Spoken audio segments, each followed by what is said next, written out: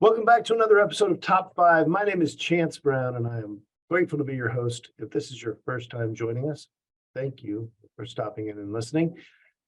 This show was designed to give you 5 actionable takeaways that you could take and put into your business to help it grow and prosper. And today, I am going to mess all that up by only giving you 3. So today's a top 3. How about that? Hey, listen, I'm going to get a little personal here on this. But I think that it's important because it'll lend to the 3 things that I did to fix the problem. 2022 was just a tough year. It was a hard year for me personally. I know that it was a tough year for a lot of people. This is not me complaining. I am blessed. I am grateful for the things in my life. I'm grateful for the people in my life. But I ended 2022 out of gas. I ended 2022 burned out. I felt lost. We were facing challenges that I hadn't faced as a business owner. It was not a good time for me. I was not in a good headspace, and something had to change. I didn't exactly know what I wanted to change, but I knew a few things. And when I sat down and really started working on it, it really kind of narrowed down to 3 things. And so I'm going to go through those 3 things, if you'll allow me, and share some of what has happened because of those 3 changes. Now, I'm going to preface this by saying that it is a work in progress. There's still challenges in our business. There's still challenges in the real estate market. There's still challenges in life in general all the time. But what I've found is that with these things, if I am consistent in my execution of them, I am more focused. I have more passion for what I'm doing, and I just feel better about life, honestly. And so the other thing I will say before we get into this is it doesn't take a lot of time. I literally sat down, I took a day off of work, and by day off of work, meaning I only check my phone like, once every 2 hours. And I really just was brutally honest with myself, and I started making lists. I pulled out my Remarkable and started writing the things that I love to do, the things I don't love to do, how I wanted to start my day, what I wanted my spirituality to look like, what I wanted my parenting skills to look like, my being a good spouse to look like. And it really started with how I was using my time and the people that I surrounded myself with. So we'll talk a little bit about that. I don't want to get TED talky on why or things like that, but reconnecting to part of that was a big deal. So point number 1 came down to time management. When it comes to time management, I don't want to get, again, TED talky here. I've done an episode with Brian Moran, if you want to go back and listen to it, about the 12-week year and really prioritizing your time. For me, this came in 2 waves when it came to time management. So the first one was how I start my day. I am a big fan of a morning routine. I believe in it. I know that when I carry out a morning routine, I am better that day. I just know it. When I start the day on my terms, I do better that day. Here's the problem. I was not starting the day on my terms. I was trying to fit into something else, some other morning routine that somebody else had come up with. So here's the thing. I'm never going to be a member of the 5 a.m. club. If I'm awake at 5 a.m., I'm telling you right now, it's probably because I'm still awake from the night before. I'm not a morning person. I am just not, and I've tried. I've tried to get up at 5, tried to get up at 6. It's just not for me. I would rather stay up till 2 or 3 and work.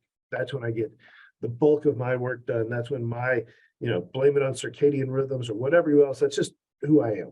I'm a night owl. I'm not a morning person.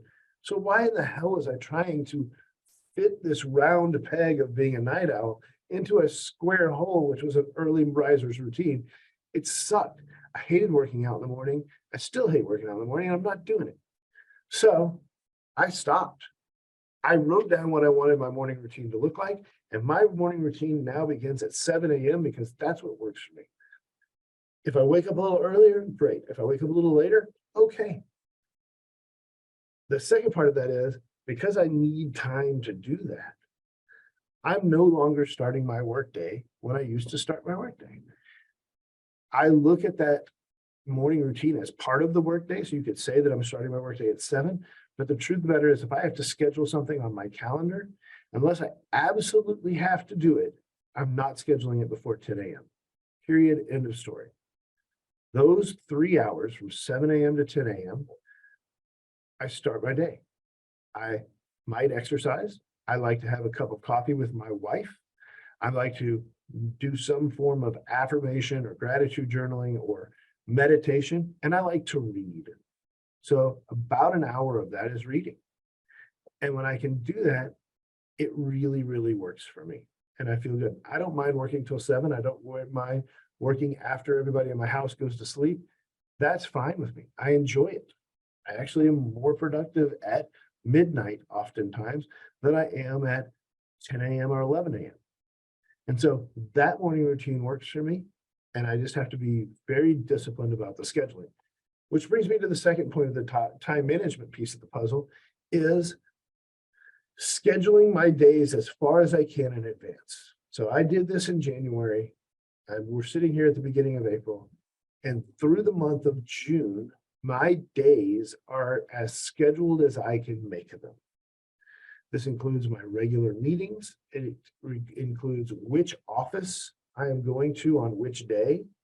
So I've got, as of this recording, 5 offices in Houston and 1 in Austin. And so I've planned, I'm going to go to this office and work from there one day. I'm going to go to this office and work from there another day. And so I've got those days in my offices scheduled. My teaching days, my days hanging out with our producers, creative days, which I'll talk about in a minute. I don't put off the things that are important to me because if they're in my calendar, I won't change them unless I absolutely, absolutely have to. So right now, through the month of June, my schedule is set.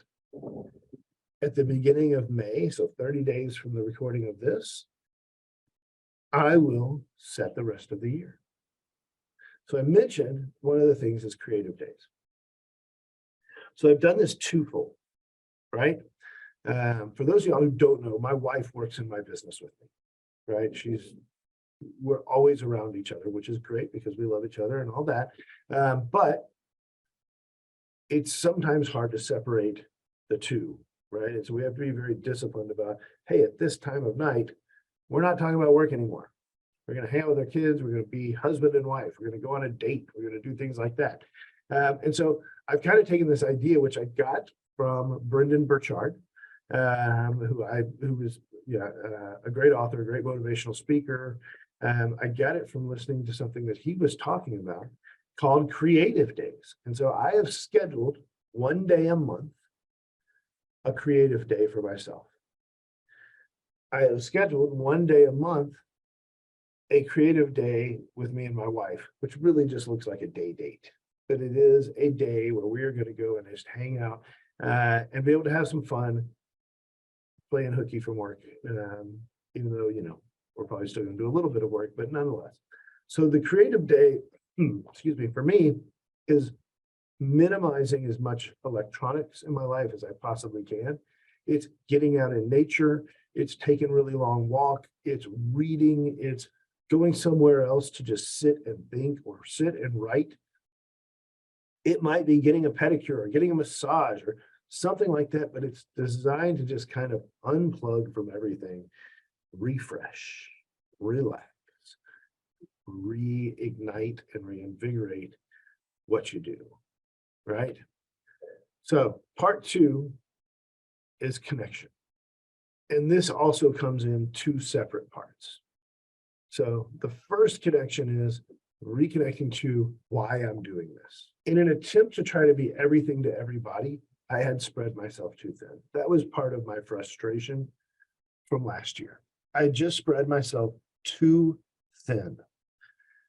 And so as I looked at this, part of the process for me was, how do I simplify things? Like really, really simplify things. Focus on the things that are the most important and either get rid of the stuff that isn't, uh, reallocate it, delegate it, whatever we need to do with it, right? Um, this is the part that really genuinely is a work in process, work in progress, I think, because so many of us that are doing what we do for a living, we do it because we're helpers. We want to help fix things. We want to help work with the people that we know and like and love and be part of their lives. Um, when I started my brokerage, my goal was to help real estate agents really build great businesses. It was pretty simple. But over the course of, almost 9 years, I let that get convoluted. And I let it get convoluted in a way that I was still trying to serve my agents and help them build great businesses, but I was doing it in a place where I lost connection to them.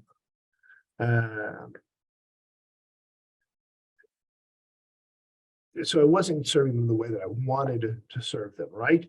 And so I sat down and I just made two lists, and I said what I thought was important, that I really, really wanted to do, and what I didn't want to do anymore. What I thought would come out of that exercise, and where I hope that you will sit down and do this in your business, I thought that the stuff that I really wanted to do was the important list.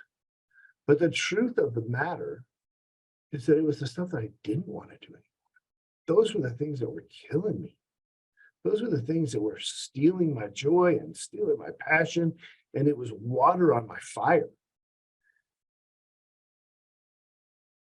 The almost embarrassing piece of this puzzle was that list of things that I didn't want to do anymore, it was stuff I didn't really need to do anyway. It was stuff that nobody really needed to do. So we just stopped doing it. And I think that kind of audit, I had never done it before, but it was really powerful and really, really important. So today, right now, I believe that the work that I'm getting to do is work that will allow my agents to be more successful, happier. It makes me happier. When I'm happier, I do better at my work.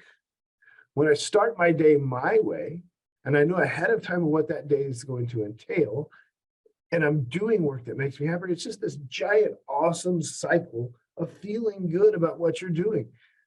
Are there still challenges? I already said that, yes. But I just tend to be more productive, and I'm able to tackle those challenges in a better headspace and better way because of this reconnecting and simplifying the why and managing my time better. So the last piece of this puzzle was really reconnecting to my people. Before I go to that, the reconnecting to the people part is really the result of the first two, right? It's the result of really having a good grasp on the time management piece and being able to be in the places that I need to be to reconnect to the people, but also understanding the why better and simplifying that why as much as I could allowed me to really reinvigorate, reignite that fire that wants to be around my people, I always wanted to be around my people, don't get me wrong, but it just has made it a lot more fun because I know what I'm doing while I'm there, and I'm very intentional about it. So the reconnecting the people part has really been kind of the magic result of the first two steps, whether it's starting out my day, like I mentioned a little while ago, just sitting there hanging out with my wife, even if we're both reading a book, or we're both, not even really talking, just doing whatever we're doing, just that connection, that few minutes in the morning before I start my day is a huge deal. Then I get to go, and because I've pre-scheduled my work days, I'm in my offices. I'm connecting with our new licensees as they learn. I'm connecting with our producers to learn from them and how we can do more with our agents. We're doing more fun things in our offices. We're doing more fun things as a brokerage altogether. It's now become sort of a system of the business, which is awesome. This is the beginning of April as I record this. just in the 3 months, the first quarter of 2023, I have probably been in our offices more than all of 2022. Just hanging out, just working through systems generation, doing workshops, teaching, whatever that is. And man, is it refreshing. It's so much fun. I'm loving it. Being around people feeds my fire. Last year, I spent too much time at my desk. I will not allow that to happen in 2023 because of the management of the time, the building out these creative days, reconnecting to the why I'm doing things and making it as simple as possible. And because of those 3 changes that literally, I told you at the beginning, only took about a day, only took about a day of my time to really put together. I am so much more passionate about what I'm doing right now. I feel completely reinvigorated. When the challenges in our business happen, I feel like I am empowering myself, which is a weird thing, empowering myself to go and attack those. I am up to the challenge. I'm hell-bent on making sure that my people are too, and I'm fired up for it because of this few hours that I took to make some lists and write down what I really wanted to do, what I didn't want to do, and how I wanted to spend my days, including that starting period. So I highly recommend take a day off.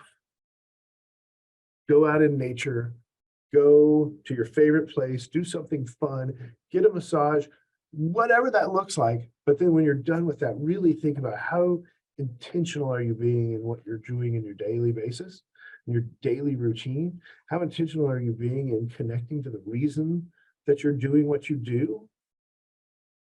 And who are the people that you need to connect to that fuel that fire for you? Hopefully that helps. We'll do better about making it 5 points next time, but it was 3 big ones this time for me personally. So thank you for allowing me to share that with you. It's a little bit vulnerable type of thing for me, but I hope that you learn from my mistakes. I hope that you learn from what I've been able to do here that has really helped out a lot, and I hope that it helps you. So we'll see you next time on Top 5. Have a great day. Thanks for joining us.